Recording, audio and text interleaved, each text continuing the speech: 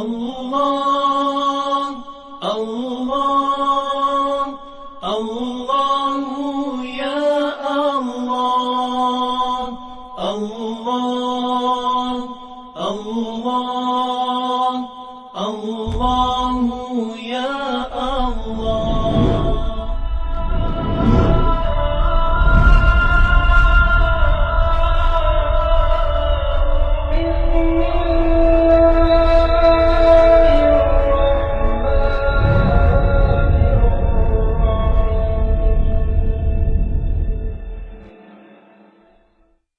Kitab lama 71.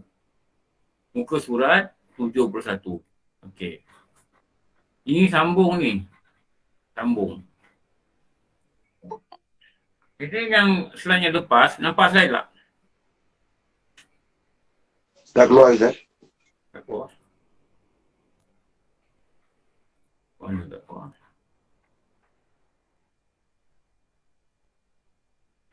Okay, nampak slide? Okey Ustaz, okey Ustaz.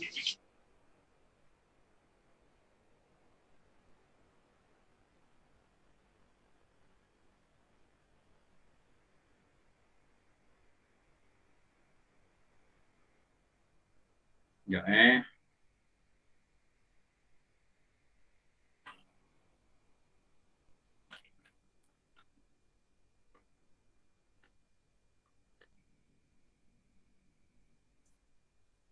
Okey. Ini yang sambung tu hari. Lepas tu, sambung lagi, berilah nasihat, sambung juga yang tu hari. Berilah nasihat ini kepada orang ramai, nasihat yang kita dah sebut. Nasihat kita dah sebut, berilah nasihat tu pada orang ramai, dia kata. Berilah pada orang ramai. Dan menunjukkan mereka untuk memikirkan, maknanya, agar mereka memikirkan apa ni? Ini panggil apa? Inilah nama dia, tujuan tazkirah. Inilah tujuan tazkirah. Jadi kalau kita nak dengar tazkirah, kita kena dengar perkara-perkara yang kita sebut tu hari. Nah tu hari lah. Yang ni. Mengenangkan kita dah bermasa, mengenangkan kita ni mati, mengenangkan kita ni, mengenangkan kita kubur, mengenangkan kita sirat, mengenangkan apa? Api neraka, menang ni. Itu nama tazkirah. Jadi tazkirah yang paling elok ialah kita fikir tu. Kalau kita datang dengar fardu ain, itu bukan tazkirah. Itu apa? Itu belajar fardu ain. Itu belajar fardu ain. Jadi tazkirah pun perlu, tarbiyah pun perlu, dan fardu ain adalah mesti. Saya nak cakap tu saya nak beritahu tadi dalam grup kan. Jangan tak datang kelas ni. Kenapa? Nak pergi tadarus. Ini salah. Tadarus ni hukum tak wajib. Bukan tak bagus. Bagus tadarus. Tapi fardu ain ni wajib. Yang kita belajar ni fardu ain. Jadi mesti attend fardu ain. Tadarus tu cari masa lain yang tak bertembung dengan kelas kita. Kalau nak follow kelas ni lah. Jangan pergi tadarus. Kadang pergi tolong orang masak untuk buka puasa. Ini fardu ain ni wajib. Kalau nak tolong masak buka puasa, kena masa dengan kita mesti belajar fardu ain. Ni kena faham dulu tolong. Sebab apa? Saya lihat banyak surau dalam masjid dibatalkan kelas. Kenapa? Ada tadarus Ustaz. Ni yang silap ni. Saya tu cakap apalah, itu pihak surau punya urusan kan. Tapi saya kata ini silap yang besar. Kenapa? Dari mendengar tarbiyah, wajib kita mendengar fardu ain. Ini kita faham betul. Dari mendengar tarbiyah, perlu. Tapi fardu ain lagi perlu. Ni pergi nak tadarus. Macam semayang tak erti. Itu yang berat. Orang yang seronok. Tadarus ni seronok. Bagus buat. Kenapa? Tak perlu cantik. Tak perlu faham. Tak perlu fikir. Dengar je orang baca. Tengok orang baca gitu. Memanglah senang. Tapi kita kena tahu. Fardu ain ni mesti belajar. Ini belajar fardu ain ni. Kalau tauhid ni dikatakan wajib usuli. Agar mereka memikirkan dan menarik perhatian mereka. Ni tujuan tazkirah ni. Menarik perhatian mereka. Lepas tu kalau dengar ceramah ke belum apa, kena tunggu bagian. Kalau nak dengar dengan cara yang lebih berkesan. Boleh kita dengar sambil basuh kain, boleh dengar. Tapi dia tak ada kesan. Kenapa? Dia tak tarik perhatian kita. Memikirkan, ni, dia ada benda di situ ni. Memikirkan kekurangan, taksir kekurangan. Memikirkan kekurangan dan kelemahan mereka serta aib mereka. Kemudian perhatian, agar memikirkan kekurangan dan kelemahan serta keaiban.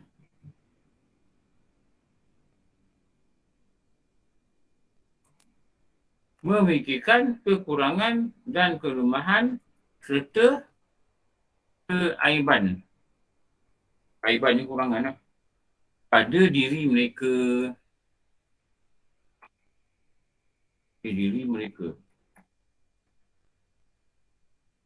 Supaya, ni, dia kata ni. Supaya apa? Kepanasan aliran fikiran. Kepanasan aliran fikiran menyentuh hati. Lepas tu kita ni kena datangnya nak berubah ni kena fikir. Kena banyak fikir. Fikir apa tadi yang kita kata tazkirah ni, fikir neraka lah, fikir gitulah, fikir ginilah. Agar otak ni dia bergolak. Memikirkan. Dan Imam Ghazali kata akan datang satu aliran panas, dan aliran panas ni akan pergi pada hati mereka. Aliran panas ni akan pergi pada hati mereka. Dan dia kata hasilnya, apa hasilnya? Tengok Imam Ghazali dia cakap macam saintis pun ada. Apa hasilnya ni? Hasilnya ni, dia kata sini, tengok baca lagi. Menggoncangkan kelegaan.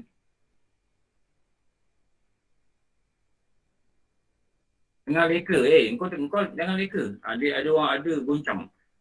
Apa goncang? Akal tu dia beritahu hati, fikir benda gini, fikir mati kau. Kau fikir mati kau jangan leka. Fikir mati kau macam mana? Hasil daripada akal yang memikirkan tadi. Bila kita dengar tazkirah, akal yang memikirkan tadi, akan datang satu aliran panas.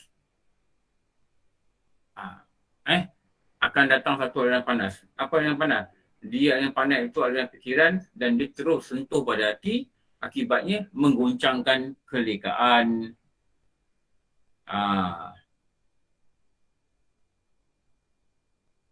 Lagi apa ni? Mendatangkan sesal diri. Dan berusaha menyempurnakan segala kekurangan. Hasil dia apa? Hasil daripada mendengar tarbiyah. Lepas tu tazkirah Ramadan ni kita kena dengar. Dengar balik. Ada orang bila selesai je witir, tazkirah dicabut. Perlu ni, tarbiyah ni perlu. Lepas tu kadang-kadang buka YouTube, cari ustaz-ustaz yang dia ajar kita boleh faham, dengar balik. Kenapa? Kadang-kadang otak kita sejuk. Dah lama tak dengar apa, tarbiyah, tak dengar ceramah. Dengar supaya ada kepanasan aliran fikiran tu dan dia jatuh pada hati dan mendatangkan goncang pada leka, mendatangkan sesal diri. Lepas tu kalau dalam kereta kan, kadang kita dengar kuliah kan, kat YouTube ke, kat handphone kan. Dia cerita pasal neraka apa, kita terus mana tarbiyah, kita nak ambil tarbiyah memikir. Kenapa? Dia telah sentuh hati kita untuk kita memikirkan kelekaan kita. Setuju lah saya cakap?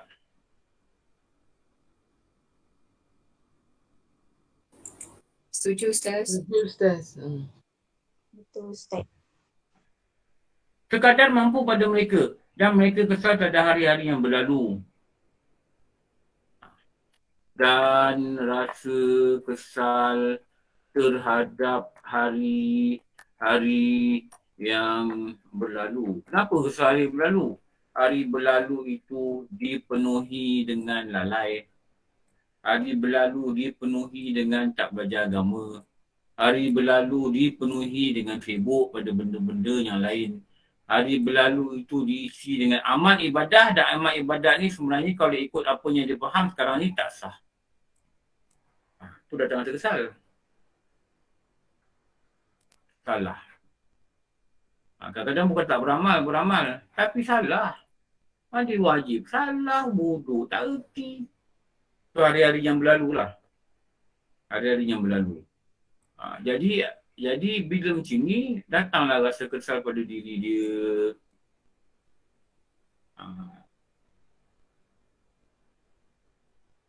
Yang tak dapat diisi dengan taat pada Allah. Yang tak dapat diisi dengan taat pada Allah. Ni. Kenapa tak dapat isi? Sembayang, bukan tak sembayang. Tapi sembayangnya silap. Sembayangnya silap. Bukan tak pergi surau. Tapi belajar benda yang bukan fardu ain. Benda fardu ain tak tahu. 6 tahun berulang pergi surau. Tanya rukun sembayang pun tak erti. 6 tahun, 5 hari seminggu pergi surau. Ini cerita orang perempuan. Ini cerita orang perempuan serumah tangga ni. 6 tahun pergi surau. Rukun sembayang pun tak pandai. Tauhid jangan tanya lah. Tauhid jangan tanya.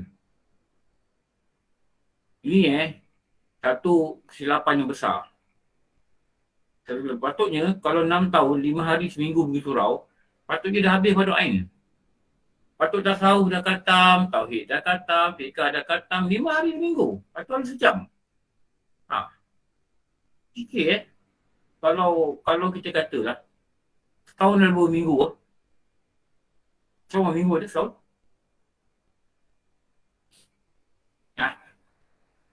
Setahun dan 2 minggu. 48-50 Ustaz. 48-50 macam tu lah. 52. Katakanlah tolak cuti lah, senang. Tolak cuti raya, tolak cuti ni.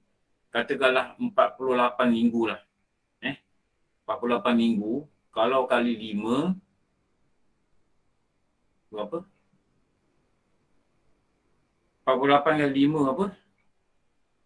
240. 240 hari. 240 hari belajar. 1 tahun dia belajar 240 jam. Katakanlah sejam lah sehari cukup. Kalau 5 tahun dia dah belajar 1,200 jam. Tahu? 1,200 jam ni patutnya fardu ain dah khatam. Tunggu je cakap. Tapi masa yang lalu ni dia silap. Dia ambil benda yang tak utama. Ada contoh saya selalu cakap lah, jangan buat macam ni tau. Hari-hari baca Quran depan guru, depan guru. Tapi haid ni pun tak erti, ni jadi ni. Dia jadi ni. Lepas tu dia kata dia untung dia jadi suri rumah tangga. Untung dia tak kerja. Dia dapat belajar agama. Check. Makna la ilaha illallah pun tak erti. Ni jaga tau. Ni sekarang ni ramai orang kena ni. Check. Apa maksud beriman dengan Rasul? Apa makna percaya pada Allah? Macam mana percaya pada Allah? Yang soal-soal yang kita belajar tu lah. Tak erti. Check. Khidam. Tak erti. Oi, 6 tahun pergi surau 5 tahun pergi surau 1,000 jam belajar. Kalau 1,000 jam pilot bawa kau terbang, dah dapat ni lah. Dah dapat sayap apa benda tak tahu lah. Dah jadi expert lah. Kenapa? Yang banyak jadi salah silibus. Sebab tu AJK Surau, saya cakap banyak kali ni. yang organize kelas-kelas ni, dia mesti tahu apa dia fardu ain. Dan jangan batal kelas fardu ain sebab nak tadarus. Saya cakap betul ni. Tapi kalau nak batal pulang lah. Kan? Ni ada yang buat ni. Ramai yang buat ni bulan puasa ni. Sama macam hal kau beritahu keadaan banjir yang sedang berlaku melanda rumah seorang. Sedangkan penghuni seluruh keluarganya masih berada dalam rumah. Maka engkau hanya mengatakan, bahaya, cepat keluar, larilah dari banjir. Apakah dalam keadaan begitu, kamu masih lagi mengkabarkan penghuni rumah itu dengan ibarat yang sulit dan kalimah yang susah ataupun dengan isyarat yang sukar difaham? Ini maksudnya. Macam banjir ke Iwa? Ya Ustaz, ya Ustaz. Kita kena kata direct, keluar. Ni air naik. Kat sungai air naik. Melimpah macam tu juga. Betul Ustaz. Kita akan kata, bagi umpama Pak Leman pergi Kedah, keluarlah rumah, air dabah. Ada air tu? Tak Ustaz. Ada nak bagi ibarat-ibarat? Pak Leman pergi Kedah, keluarlah rumah, air dabah. Ada? Dia kata, bahaya, keluar, cepat, keluar. Ni sana dah naik air, orang tenggelam sampai bumbung. Sini pun nak naik ni, cepat. Ni 20 minit je air kan naik sampai bumbung, naik, keluar. Kita kata gitu. Sama macam dikatakan tazkirah tu. Kadang-kadang kita kena direct pada point. Dan kita kena buat dia sampai akal dia panas memikirkan sesuatu yang menyentuh hati dia. Dengan itu akan goncang kelekaan dia.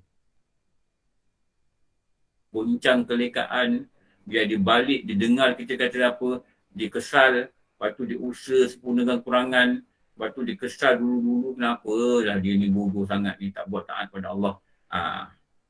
Jadi kita yang dengar tazkirah ni sepatutnya tumpu perhatian agar lahir kepanasan aliran fikiran yang menyentuh hati. Kalau api ni, kita nak panaskan benda ni, kita ambil api, ni katakanlah api. Kalau kita buat macam ni, 10 minit, tak, buat sekejap. Panas tak rasa? Tak panas Ustaz, tak. Kalau kita macam ni, sekejap je panas. Macam kat atas dapur lah. Panas. Sama macam kita nak kena fokus pada belajar. Kita kena fokus pada belajar. Jangan sambil belajar, sambil baca Quran. Saya nampak ada orang tengah baca Quran. Saya nampak ada orang tengah baca Quran ni. Betul tak ada orang tengah baca Quran? Tak ada Ustaz. Baca Quran jangan belajar. Tak ada Ustaz, dah baca lah. Saya pun tadi Dah baca baca Quran. Ustaz, dah banyak dah baca. Alhamdulillah. Jangan sambil ni nanti tidak lahir aliran pemikiran yang panas. Tahu? Jangan sambil dengar ni baca Quran, cantik tidak, apa tidak. Nanti kejap lagi baca Quran. Kita belajar pun sejam ni, kan lama pun. Lepas tu, kalau nasihat ni, saya nak kata-kata ibarat yang suka dipaham. Sudah tentu engkau tak mau berdemikian. Maka sama halnya dengan seorang yang besar itu, hendaklah ia jauhi ibarat yang sulit dan kalimah-kalimah yang susah dan isyarat yang sukar dipaham. Okey. Maknanya, dia punya kesimpulan ni, kita tengok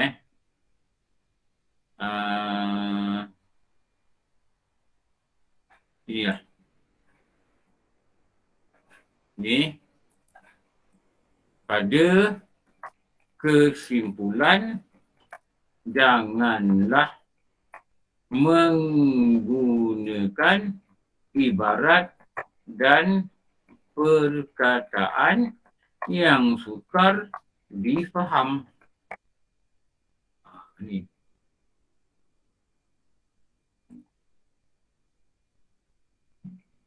Okey, tarawih bawa berkah ni, dulu malam ni.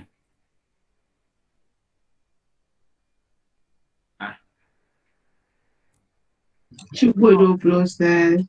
Siapa dapat 20? Angkat tangan. Kita nak angkat tangan dulu ni. Okey, lagi. Siapa buat 20 rakaat? Angkat tangan. Jangan kata riak-riak tak, saya nak tahu. Oh, ramai buat 20 rakaat. Alhamdulillah.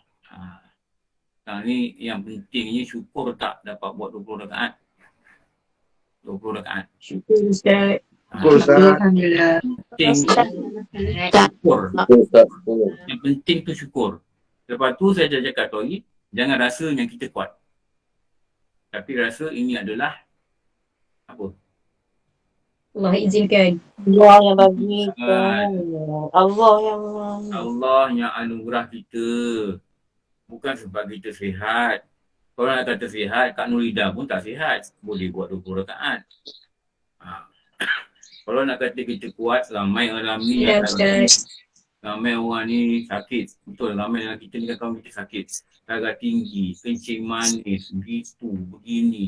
Tapi kenapa dia boleh buat sedangkan orang sihat tak boleh buat? Maknanya buat ni bukan sebab sihat. Sebab Allah kurnia.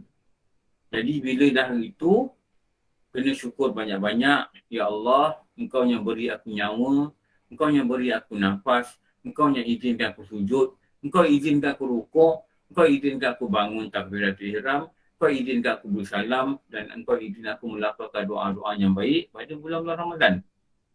Tu nak kena feel. Rasa dia penting. Rasa tu yang penting.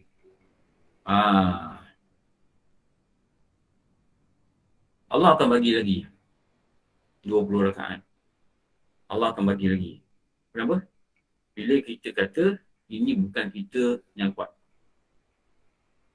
Kita berpegang kepada perkataan yang Nabi kata perbendaharaan syurga. Apakah perkataan perbendaharaan syurga?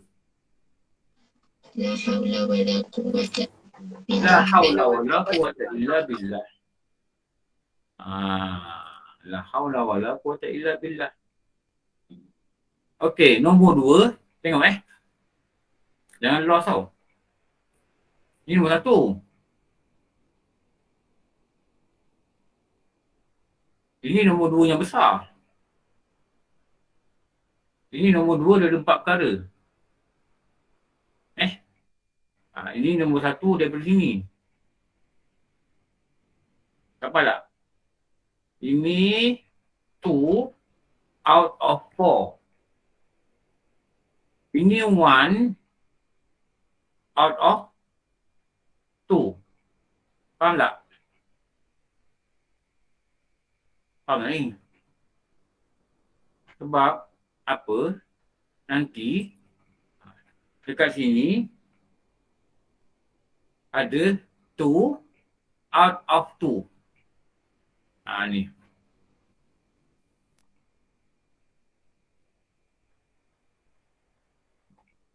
Ni.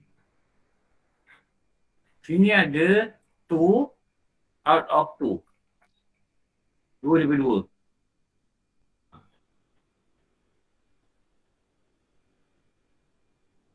Bila kita disuruh beri nasihat, yang pertama, engkau disuruh je nasihat. Sedangkan engkau rasa engkau tak layak, engkau rasa engkau takut. Tapi engkau telah terpaksa dilibatkan dalam kancah memberi nasihat. Kau terlibat dengan kancah untuk beri nasihat. Jadi, jangan guna bahasa yang payah-payah dan konten dia, kandungan nasihat yang kena beri, yang kita dah belajar nombor 1. Sekarang nombor 2, perbetulkan niatmu. Okey. Ni yang muka surat 72 ni. Dapat tak?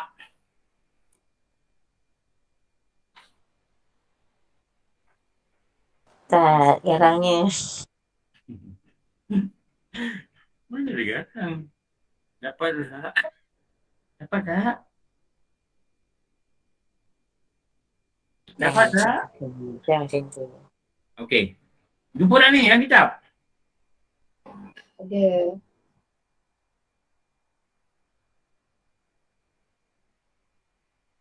Jangan niatkan, kalau kita disuruh beri tazkirah, jangan niatkan ingatkan orang berhimpun, wah, dan kagum denganmu, wah, dia ni hebat ah. Kita nak orang rasa gitu. Kalau orang tak ramai, kita tak nak datang. Belajar fardu ain 5 orang. Bawa kitab 3 orang. Yang salin 2 orang. Yang tidur orang. Kalau kita kata tak mau datang lah, tak ramai orang. Ni. Ini silap tau. Sedangkan yang 2 orang ni punya sungguh-sungguh belajar dan akhirnya dia berubah. Akhirnya dia berubah. Kita pula pergi ingat Allah tak ramai lah, tak glamour belajar kat sini. Ini kurang-kurang kalau level-level aku ni kurang-kurang 300 orang. Ni. Saya pun berfikir begitu. InsyaAllah. Kalau lah satu hari nanti kawan-kawan tak nak belajar lagi dengan saya. Tak nak dengar online lagi dah. Ada cuma 20 orang je lah yang dah betul-betul nak belajar. InsyaAllah saya akan terus. Walaupun 20 orang, belah-belah orang. Kita balik pada zaman 2 tahun lalu lah. 15 orang, 20 orang yang belajar. Tak apalah, kita teruskan. Pada saya fikir gitulah. Tapi benda mesti betul-betul nak belajar lah. Kalau tak ada tak betul-betul nak belajar, saya pun tak nak buang masa. Macam selalu, kalau siang-siang kita tengok 100 lebih. Ni kalau petang-petang ni mungkin orang kerja ada 88 orang. Tak apa, boleh tak apa. Ni pun dah ramai sebenarnya ni. Tapi saya kena jaga hati saya. Janganlah kagum dengan dirimu. Ni bahaya ni. Ni bahaya. Sedangkan orang lain beribu pun tak kagum. Besar-besar tu yang datang kelas dia 300, 400. Kalau FB Live ni sampai beribu. Dia tak ada kagum pun. Kita pula yang syok ni. Ni bahaya. Jangan bahaya tau. Ni tipu daya ni. Tipuan syaitan ni kena jaga. Lagi apa? Dan mungkin mereka akan mencari pakaian dengan tidak sedar kerana terlampau asyik. Wah, ini gila. Mereka tengok tak orang-orang puja artis luar negara ya? Mereka tengok. Michael, perempuan, macam ni, perempuan ni. Lepas tu buat baju macam ni, Michael. Michael apa tu? Michael apa tu? Yang dia panggil tu? Michael Jackson. Michael Jackson keluar pakai spek gading tu. Pakai spek gading. Beli dengan penagi dada. RM5. Lepas tu baju. RM5. Dia keluar. Ding. Lagu apa tu? Dia keluar. Kacau lagu. Dia keluar lagu Billie Jean. Dia pakai topi. Dia balik topi. Orang perempuan Michael. Wah, tarik baju gini. Macam orang civil lah. Itu dia katakan mencari-cari tu. Sampai orang tak sedar diri. Nanti ada orang yang berkata, aduhai bagusnya majlis ini. Jikalau hatimu berniat demikian, maka ini merupakan kecenderungan pada dunia. Kalau hatimu berniat demikian, ini merupakan silap engkau dan ini dinamakan cenderung engkau pada dunia. Dan bersumber daripada kelainan hatimu. Kita jangan begitu. Jangan kita tengok orang ramai, kalau kita bagi nasihat kat orang ramai berhimpun kat kita, orang dengar, lepas tu orang dengar, orang macam ni bawah. Tengok orang dengar macam ni. Begitulah. Kita mesti rebut peluang Ramadan. Orang semua macam ni. Kita mesti rebut peluang Ramadan. Orang macam ni. Orang macam ni tak apa. Dia faham. Bahaya neraka. Ada orang nangis. Ada orang sedih. Dia nangis tak apa. Tak ada masalah pada diri dia. Tapi kita pula kagum. Wah, hebatnya aku. Ni bahaya je yang ni lah. Bahaya je yang ni lah. Kalau orang bagi nasihat kat kita, orang kata kat kita, Ustazah, Ustaz, saya suka ceramah Ustaz. Nak kata apa? Alhamdulillah. Alhamdulillah. Alhamdulillah. Orang puji kita. Wah, ni baik lah wah. Nak kata apa wah? Alhamdulillah. Alhamdulillah. Nak kata tu cepat-cepat. Kenapa? Baik ni bukan kita baik. Tu ada sahabat kata. Dia kata apa? Engkau tak kenal aku. Lepas tu kau dah datang jumpa aku. Kalau kau kenal keburukan aku, engkau akan datang jumpa aku dan ludah aku. Ada sahabat kata gitu. Ada juga guru kata inilah perkataan daripada siapa tu? Sahabat Nabi yang dia pendek-pendek dan telinga dia kena potong dengan Abu Lahab, Abu Jahal. Apa nama dia? Muaz. Apa? Muaz bin Jabal. Kan? Telinga dia kena potong. Anas bin Malik. Kan? Dia Ibnu Mas'ud. Ibnu Mas'ud. Ibnu Mas'ud. Dia tinggi dia dikatakan 3 hasta. 3 hasta. 3 hasta berapa kaki? dalam 4. 4 kaki lah. Dia ni macam orang kata kalau Ustaz Nabi kata macam OKU lah. Kalau kata macam OKU lah. Dia pendek. Dia pernah baca ayat Quran. Dia orang pertama yang baca ayat Quran depan Abu Lahab, Abu Jahal and the gang. Dan mereka marah. Mereka tangkap dia. Mereka potong telinga dia. Punya dahsyat kan. Orang dulu punya penentangan. Lepas tu jangan kagum dengan diri kita sendirilah. Jangan kagum dan jangan compare. Jangan compare apa-apalah. Kita post kat FB, ada 100 orang like. Orang post kat FB, ada 2 like. Kita kata hebat aku, ada 100 orang like. Bukan. Ini kelalaian pada hati kamu. Dia jaga. Penyakit ni yang bahaya ni. Jangan fikir gitulah. La haula wala quwwata illa billah. Kalau kau faham, aku ajar ni, alhamdulillah. Kalau tak faham, itu kelemahan saya. Gitulah. Mungkin boleh belajar dengan orang lain atau cuba dulu faham. Cuba dulu faham lah. Gitulah. Sebab apa? Yang beri faham itu ialah Allah. Tetapi sebagai manusia, kena usaha untuk faham. Biar kita nak faham ni, kita doa, Ya Allah, berikanlah aku faham seperti mana fahaman para Nabi. Tapi usaha kena betul dengan doa. Usaha dengan doa. Kita doa ni bulan Ramadan, Allahumma inna nas'aluka ridhaka wa jannah. Ya Allah, berilah aku ridha dan berilah aku syurga. Tapi amal kita dalam puasa mesti seperti orang yang beramal nak dapat syurga. Orang yang terawih, semayang banyak-banyak 20 rakaat. Sama ada kat masjid buat 20, ikut kat masjid atau balik rumah tambah lagi 12. Dan semayang itu mesti ada kualiti. Mesti ada khusyuk. Jangan semayang lalai. Cuba berlawan dengan semayang ni, jangan lalai. Kenapa? Inilah semayang ahli syurga. Barulah tepat dengan doa. Jadi kalau puasa pun buat tak sungguh-sungguh, lalai-lalai, tengok TV main lama, baca WhatsApp main lama, buat benda-benda tak bermanfaat main lama.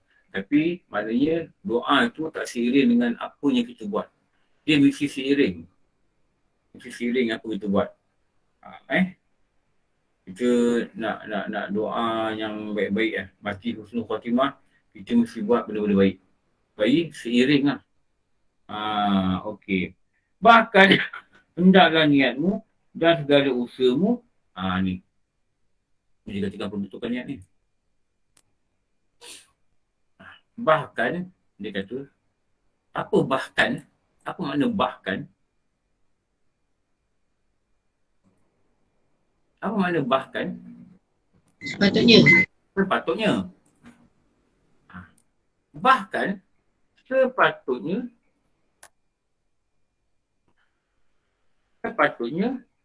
niat beri nasihat ni pada anak ke, pada siapa ke tak kira, dan segala usaha pada niat dia. Mereka ada usaha lah. Segala usahamu hanya apa?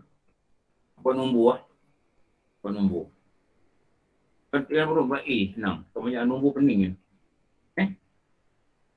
Ajak manusia lari dari dunia.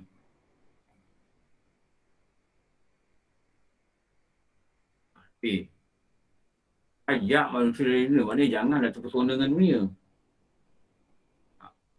Menuju ke akhirat.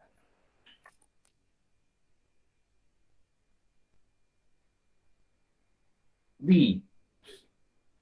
Meninggalkan maksiat dan mengerjakan ketaatan.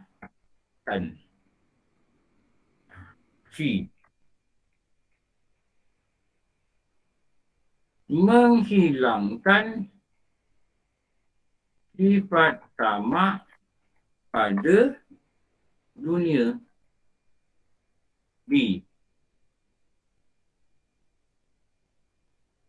Menuju ke arah kezuhudan. Zuhud ni apa?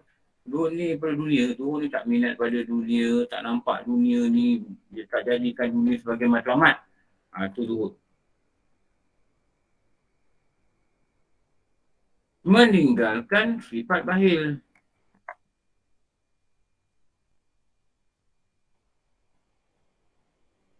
Dan hiasi diri dengan kemurahan.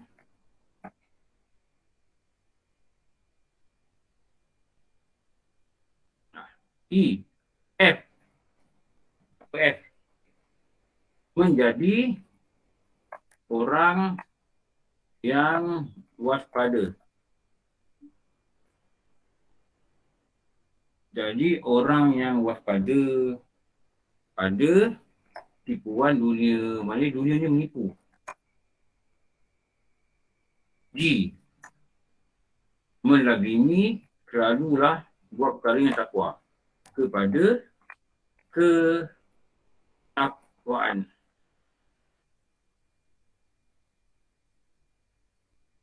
Ni.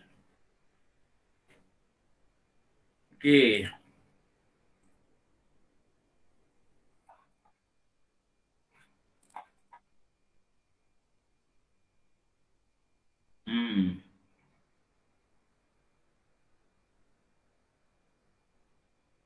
Apa lagi? Ustaz, yang D tu apa Ustaz? D. Menuju ke arah. Ke arah kezuhudan. Zuhud. Tahu zuhud apa tak? Zuhud ni tak minat pada dunia. Dunia tak ada kat hati. Itu nama zuhud. Walaupun dia memiliki dunia, walaupun dia kaya, tapi dunia tak ada kat hati dia. Itu nama zuhud. Sepatutnya engkau dalam menggemarkan mereka kepada akhirat. Lagi. Sambung. Banyaknya. H. Melahirkan rasa gemar pada akhirat. I. Tengok berapa banyak benda yang kita kalau tak beri nasihat, kita sepatutnya kena terima nasihat macam ni. Kena cari bila ada tarbiyah ke, ceramah-ceramah umum ke, mestinya dikatakan inilah perkara-perkara begini. Membencikan kepada dunia. Lagi apa benda Tazkirah kena buat ni? Baru dia nak masuk pada bab ilmu. Tengok ajarkan pada ilmu yang mereka dapat ibadat pada dengan sempurna, yang dapat mereka ibadat dengan sempurna. Ini nama ilmu apa? Doain. Doain bab apa? Semua. Tauhid. Itu apa? Dan tunjukkan jalan kezuhudan. Tunjukkan jalan zuhud. Tunjukkan jalan zuhud. Zuhud ni apa? Tak minat dunia. Jalan kezuhudan. Kezuhudan. Ini buat apa?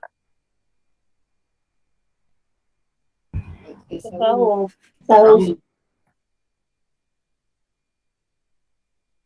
L. Kerana yang biasa atau menjadi kebiasaan bagi mereka ialah suka membetulkan diri dari alasan syarak. Dan mengerjakan perkara-perkara yang tidak diridai Allah. Dan memperosokkan diri ke dalam ruang akhlak yang hina. Ni. Agar, ini sambung, agar mereka tidak terperosok. Terperosok tak? Jalan yang hina. Jalan hina ni apa? Jalan maksiat. Tak terperosok apa?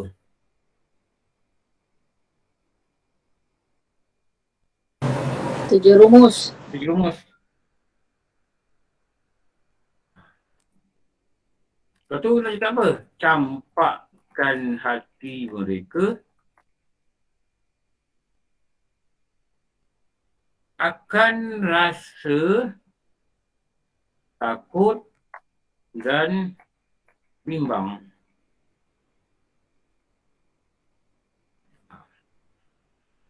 Campakkan mereka rasa takut dan bimbang akan bahaya yang akan mereka hadapi. Bahaya apa? Kalau mereka cinta pada dunia. Lepas tu nak kena masuk ke rasa zuhud. Jika tiada zuhud pada dunia.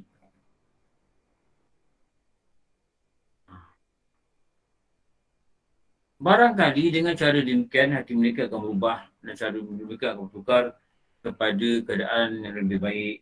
Dan lahir di kalangan mereka kegemaran yang sungguh-sungguh tak ada taat dan usaha yang gigih meninggalkan segala bentuk maksiat.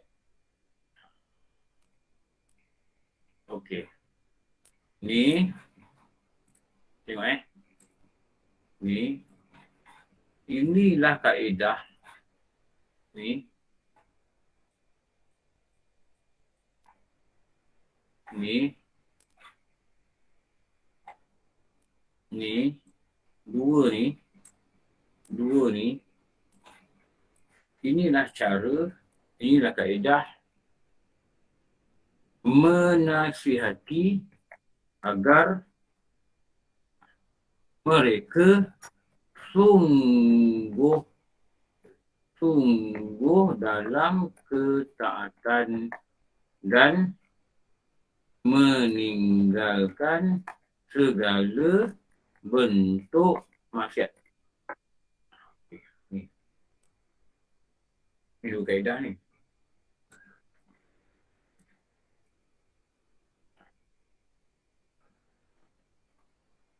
Faham tak apa yang Imam Ghazali nak cakap ni?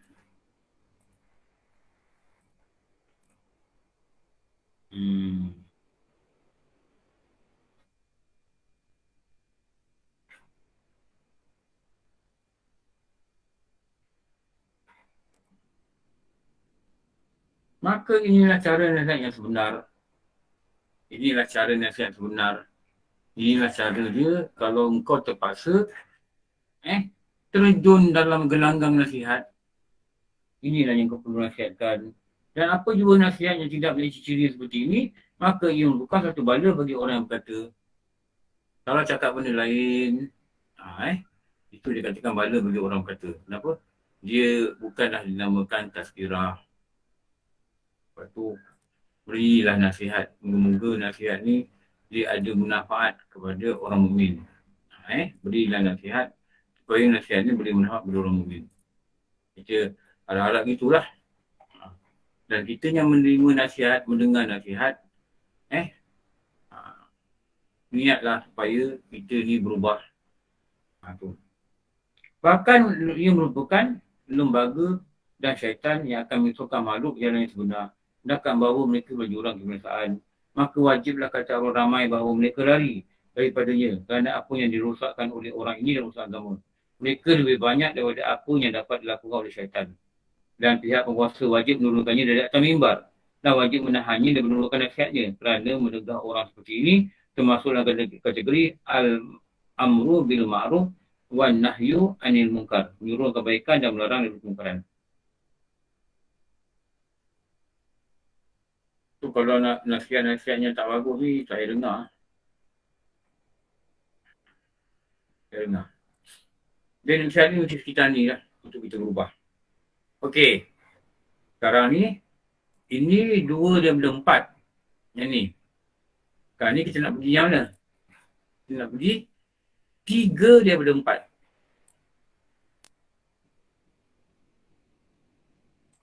4. Ini dah tunggu langgang slide ni.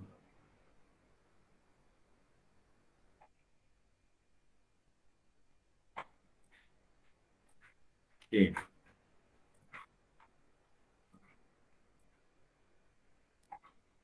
Tiga dari 4. Mana ada 4 kali? 4. 2 to 3 out of 4. Alamak. 3 dari 4. Boleh? Jangan engkau bergaul dengan gabno-gabno. Jangan engkau bergaul dengan gabno. Dalam kitab dia kata, dan raja-raja yang zalim. Tak zalim tak apa.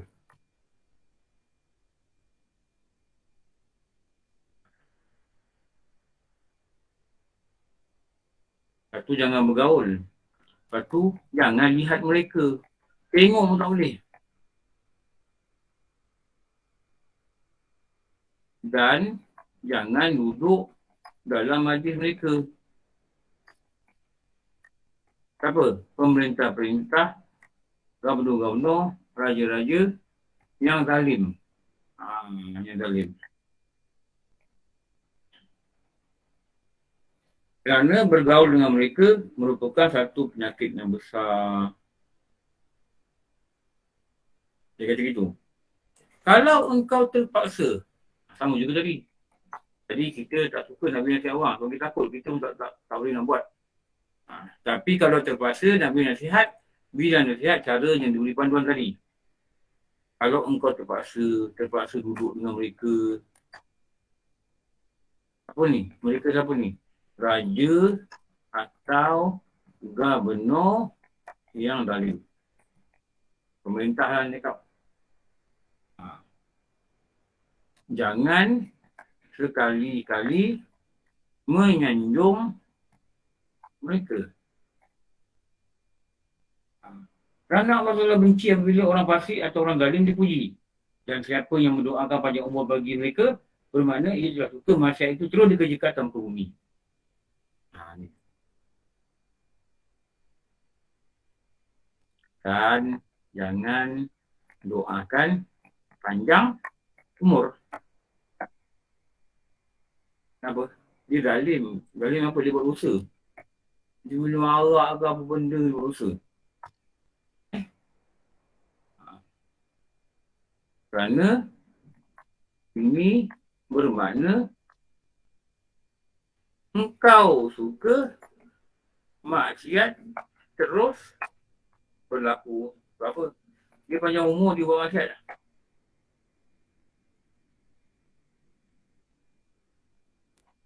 Okey. Nombor 3. .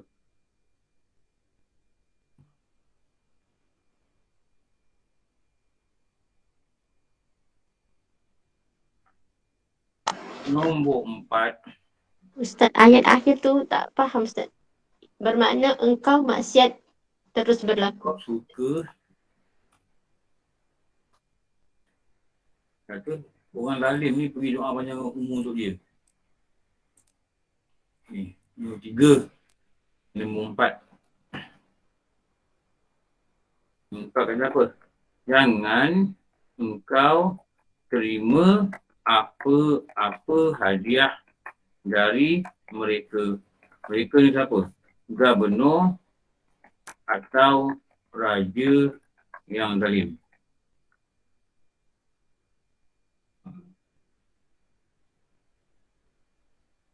Walaupun engkau mengetahui pemberian atau hadiah itu sumbernya halal. Ni. Walaupun engkau tahu ia bersumber dari sumber yang halal. Kerana tamakmu kepada pemberian mereka akan merosakkan agamamu dan dapat pasti akan lahir dalam dirimu sifat kepura-puraan dan terpaksa meraihkan mereka. Dan juga menyetujui atas kelainan mereka. Dan semuanya itu merupakan perkara yang sangat merosakkan agama. Dan sekurang-kurang mudarat yang akan terkena pada engkau bila engkau telah menerima pemberian mereka dan telah mengambil nafas dari dunia mereka ialah engkau mencintai mereka. Ni tak boleh. Nanti raja-raja zalim ni, dia kata buatlah fatwa yang kata ni boleh. Ni yang bahaya ni. Ni yang bahaya. Jangan bergaul dan jangan terima apa-apa. Maka siapa yang mencintai seseorang sudah pasti ia akan suka panjang umur dan kekal kuasanya. Dan dalam engkau mencintai kekal kuasa zalim ini, mana engkau pula mengendaki kerosakan dan kezaliman yang berlaku di muka bumi. Ini sadar pada Allah. Nanti dia zalim, dia bagi kita hadiah, nanti kita rasa seronok dengan dia, kita rasa bagus dia ni. Dan kan Allah Ta'ala tak boleh kita suka pada orang zalim. Orang buat dosa-dosa besar semua tak boleh. Jadi jangan ambil hadiah apa supaya jangan jatuh cinta. Bila cinta mana kita doakan dia, nanti kekal lagi pada kezaliman. Ini juga mana engkau mengenaki dengan dia dalam dunia ini, maka adakah lagi di sana supaya lebih merosakkan agamamu selain daripada perkara ini. Dia baca je ni. Dan jangan engkau tertipu. Dan sekali lagi, jangan engkau tertipu. Imam Ghazali dia cakap 2 kali ni. Jangan engkau tertipu. Dan sekali lagi, jangan engkau tertipu. Dengan godaan syaitan, dengan perkataan setengahnya orang yang mengatakan bahawa lebih baik dan lebih utama engkau ambil saja wang dinar dan dirham daripada mereka. Raja-raja yang zalim, gubernur yang zalim. Lalu engkau bagi kawan itu dengan orang miskin. Kalau tidak, mereka nantinya akan belanja wang tersebut untuk buat persediaan dan kemaksiatan.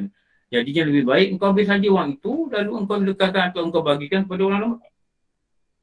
Maka jangan engkau tertipu dengan perkataan yang seperti ini. Kerana sebenarnya syaitan telah banyak menjerumuskan orang yang hilang ini. Jangan tipu. Bukan. Jangan ambil. Walaupun nak bagi orang miskin ke, jangan ambil. Walaupun nak bina pondok kita, jangan ambil daripada sumber orang lain. Nanti dia kata apa? Aku merompak, aku tipu orang, aku makan rasuah pun tengok. Duit ni aku boleh guna untuk tolong tapis. Nampak? Aku boleh guna untuk wakaf. Tengok aku buat pondok. Pondok dia aku lah. Nampak? Padahal sumber ni sumber haram.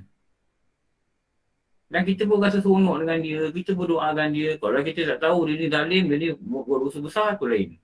Kalau kita tahu, jangan ambil. Dulu abang saya cerita kan, Haji Hassan lah. Cerita dulu kat Manchester. Haji Hassan ada ke? Tak masuk rasa.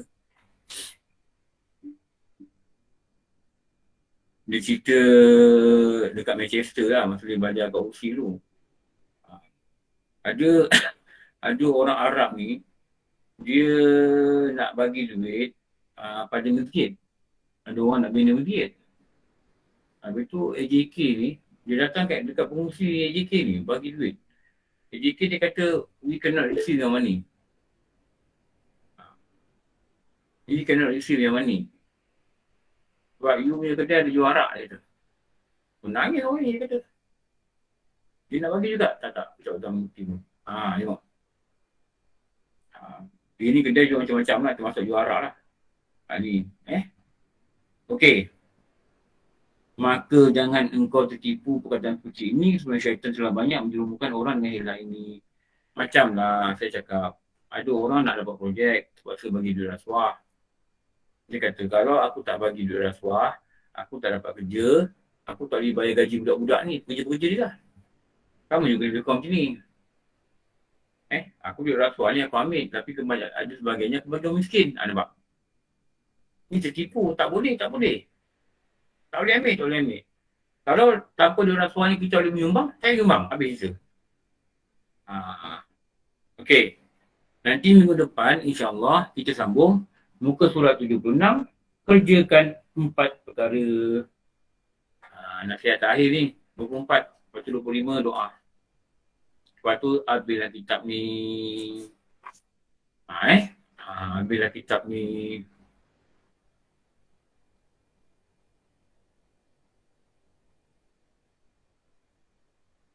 Kita bincang Datuk Darul lah. Kalau Datuk Darul pihak surau nak sambung kitab lain, kita sambung lah. Tidak lah. Kurang mereka dan macam mana. Okey. Nasihat 24 insyaAllah minggu depan. Okey. Dah. Alhamdulillah Rabbil Alamin. Wassalamualaikum ala syafi'il anbiya muslimin sayyidina wa lana Muhammad wa ala alihi wa tabi'in ajma'in. Allahumma inna nas'aluka ridhaka wa jannah wa na'udzubika min sakhatika wan nar. Allahumma innaka afuwwun karimun tuhibbul afwa fa'fu anna wa an walidina wal jami'il mu'minina wal mu'minat wal muslimina wal muslimat bi rahmatika ya arhamar rahimin. Walhamdulillah Rabbil Alamin. Ampun maaf. InsyaAllah kita jumpa malam ni dari Putrajaya. Kalau ada FB. InsyaAllah Wabillahi alam, aku maaf. Assalamualaikum warahmatullahi wabarakatuh. Waalaikumsalam warahmatullahi